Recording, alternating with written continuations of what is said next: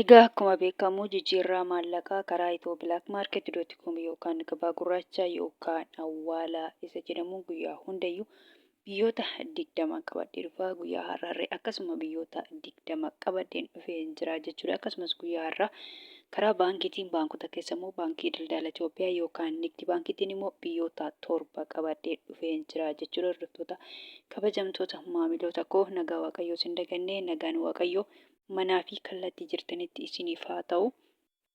Warroonni mana kanaaf haaraa taatan nooramanii kun mana keessanii chaanala kanas sabskiraayib sheer laayik gochuun gara maatii keenyatti dabalamaa isinii jenna. Warroonni mana kanaaf immoo maatii taatan sheer laayik gochuun viidiyoo kana hanga dhumaatti dhageeffadhaa isiniin jenna. Maaliif viidiyoon keenya oolmaa sharafaati waan ta'eef jijjiirraa maallaqaa baankonnii fi akkasuma karaa itoopilaakimaarkeetti meeqan akka sharafachaan oolan hidha malee oduu biraa fi yookaan odeeffannoo biraa hin qabu jechuudha. Maaliif kun immoo namoota keessattuu gara Itoophiyaan ala ta'anii gara Itoophiyaatti birrii ergatanii birrii isaanii meeqan akka oole baruun hin danda'ama jechuudha. Fakkeenyaaf karaa itoopilaakimaarkeetti biyyoota 20 keessa biyya tokko yoo jiraatan biyya san birrii amma qabatanii sana jedhe kanaan baay'ifatanii argachuun hin danda'ama jechuudha. Meeqan akka oole birrii sun meeqa akka ta'uu fi gara Itoophiyaatti yoo ergatanii jechuudha baruun hin danda'ama jechuudha. Isas immoo viidiyoo kiyya keessa yoo argatan lakkoofsa sanii birrii ergatan san ittiin baay'ifatanii irra ga'uun hin danda'ama jechuudha. Gabaabumatti egaa akkuma beekamu kanaan qabadhee dhufume kanneen akka Ameerikaan doolaarii, Kanaadaa doolaarii, Awustiraaliyaa doolaarii, Hoomaan riyaala, Duubaa dirhama, Saawud Arabiyaa riyaala, Kuweet dinaara, Baareen dinaara, Joordaan dinaara, Chaayinaa yuwaanii, Paawundi sterlingii, Yuuroo, Turkii liiree, Ijipshaan paawundii fi kan kana fakkaatanii jechuudha. Akkasumas karaa baankiitiin akkuma jedhe baankii daldala Itoophiyaa yookaan Nigdi baankii yookaan Koomershaal Baank of Itoophiyaa isa jedhamu sanaan kanneen akka Ameerikaan doolaarii, Kanaadaan doolaarii, Duubaa dirhama, Saawud Arabiyaa riyaala, Paawundi sterlingii, Yuuroo, Kuweet dinaara fi kan kana fakkaatanan qabadhee dhufee jira jechuudha. Guyyaa har'aa immoo dabalee jira jechuudha. Kaleecharree xiqqoo kan biyyoon hir'isan jiru garuu samoona kanarraan guyyaa 4 dabalaatuma jira jechuudha. Dhugaa baay'ee saffisaan dabalaatuma jira jechuudha. Dhugaa samoona kana doolaariin dabalee jira jechuudha. Torbee darbe gadi bu'ee ture hamma immoo torban kana ka'ee jira jechuudha. Soda dhugaa baay'ee dabalee jira. Guyyaa har'aarree biyyoonni hundumtuu dabalanii jiru jechuudha. Kaleecharratti dabalanii jiru jechuudha. Biyyi hin daballe hin jiru karaa itoopilaakimaarket.com yookaan gabaa gurraachaan biyyoota 20 qabadhee dhufe kana keessa biyyoonni hundumtuu dabalanii jiru jechuudha. Birriin hin daballe hin jiru jechuudha guyyaa har'aa. Amma Ameerikaa doolaararraa hin ka'a jechuudha. Ameerikaa doolaariin tokko guyyaa har'aa karaa itoopilaakimaarket.com yookaan gabaa gurraachaan birrii 100 fi birrii 61 fi saantiima 01 jechuudha.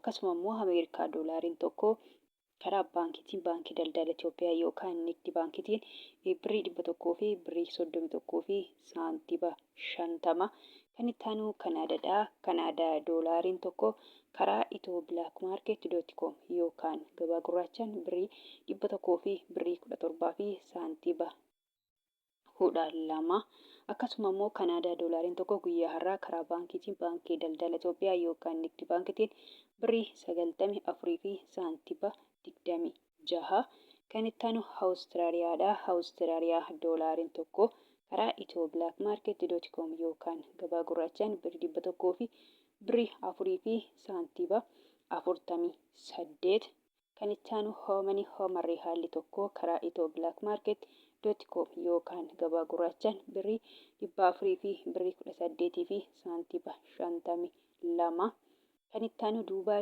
dirhamiin tokko karaa itoopilaakimaarket.com yookaan gabaa gurraachaan birrii 43 fi saantiima 84 akkasuma immoo Duubaa dirhamiin tokko karaa baankiitiin baankii daldala Itoophiyaa yookaan Nigdi baankiitiin birrii 35 fi saantiima 80 kan itti aanu Saawud Arabiyaadha. Saawud Arabiyaa riyaalli tokko karaa itoopilaakimaarket.com yookaan gabaa gurraachaan birrii 42 fi saantiima 91 akkasumas Saawud Arabiyaa riyaalli tokko karaa baankiitiin baankota keessa baankii daldala Itoophiyaa yookaan Nigdi baankiitiin birrii 35 fi saantiima 06 kan itti aanu Kuweet dinaarri tokko karaa itoopilaakimaarket.com yookaan gabaa gurraachaan birrii 500 fi birrii 26 fi saantiima 81 akkasuma immoo Kuweet dinaarri tokko guyyaa har'aa karaa baankiitiin baankii daldala Itoophiyaa yookaan Nigdi baankiitiin birrii 400 fi birrii 20 fi saantiima 81 kan itti aanu Baareen dinaarri tokko karaa itoo blackmarket.com yookaan gabaa gurraachaan birrii 400 fi birrii 26 fi saantiba 44. Kan itti aanu Joordaan diinaarri tokko karaa itoo blackmarket.com yookaan gabaa gurraachaan birrii 200 fi birrii 27 fi saantiba 02. Kan itti aanu Chaayinaadha. Chaayinaa yuwaan tokko karaa itoo blackmarket.com yookaan gabaa gurraachaan birrii 22 fi saantiba 47. Kan itti aanu paawundiidha. Paawundi sterling tokko karaa itoo blackmarket.com yookaan gabaa gurraachaan birrii 200 fi birrii 18 fi saantiba 95. Akkasuma paawundi sterling tokko guyyaa irraa karaa baankiitiin baankii daldala Itoophiyaa yookaan Nigdi baankiitiin birrii 100 fi birrii 74 fi saantiba 44. Kan itti aanu yuuroodha. Yuuroon tokko karaa itoo blackmarket.com yookaan gabaa gurraachaan birrii 100 fi birrii 86 fi saantiba 65. Akkasuma yuuroon tokko guyyaa irraa karaa baankiitiin baankii daldala Itoophiyaa yookaan Nigdi baankiitiin birrii 100 fi birrii 49 fi saantiba 82. Kan itti aanu Swiss Frankidha. Swiss Frank tokko karaa itoo blackmarket.com yookaan gabaa gurraachaan birrii 100 fi birrii 99 fi saantiba 28. Koroonaan tokko karaa itoo blackmarket.com yookaan gabaa gurraachaan birrii 16 fi saantiba 85. Kan itti aanu Turkiidha. Turkii liireen tokko karaa itoo blackmarket.com yookaan gabaa gurraachaan birrii 4 fi saantiba 04. Egyptian paawundiin tokko karaa itoo blackmarket.com yookaan gabaa gurraachaan birrii 3 fi saantiba 22.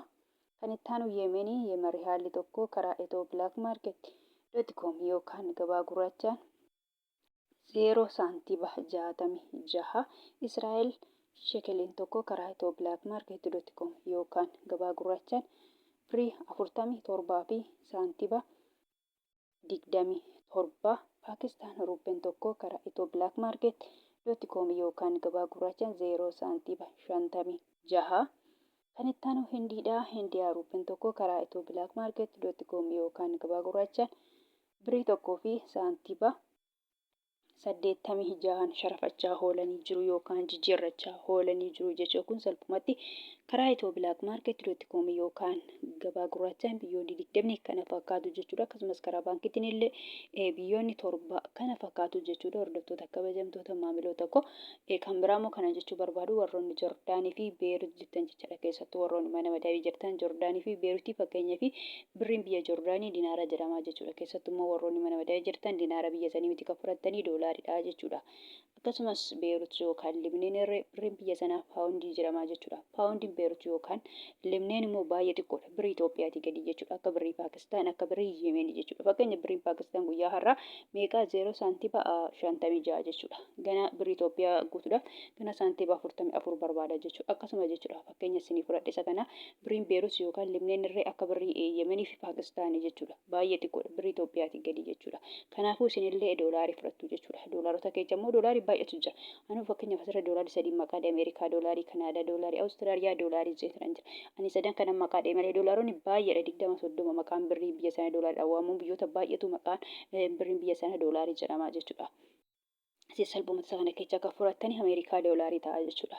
Ameerikaa doolaarii fudhattu malee birrii biyya sanaa miti jechuudha. Salphumatti akkuma jedhe warroonni Joordaanii fi Beerut jettan jechaadha. Ameerikaa doolaarii irra eeggattu yookaan sabbatu jechuudha. Fakkeenyaaf guyyaa har'aa karaa itoo blackmarket.com yookaan gabaa gurraachaa yoo ergattan jecha warroonni Joordaanii fi Beerut yookaan Libneen jechaadha. Birrii 100 fi birrii 61 fi saantiba 01 irra eeggattu jechuudha. Kanaan irra eeggattu yookaan sabbatu malee salphumatti birrii biyya sanaa hin ta'u jechuudha. Akkasuma immoo karaa baankiitiin baankota keessa immoo baankii daldala Itoophiyaa yookaan Nigdi baankiitiin yoo ergattan immoo jechaadha. Warroonni Joordaanii fi Beerut mana madabii jirtan jechaadha.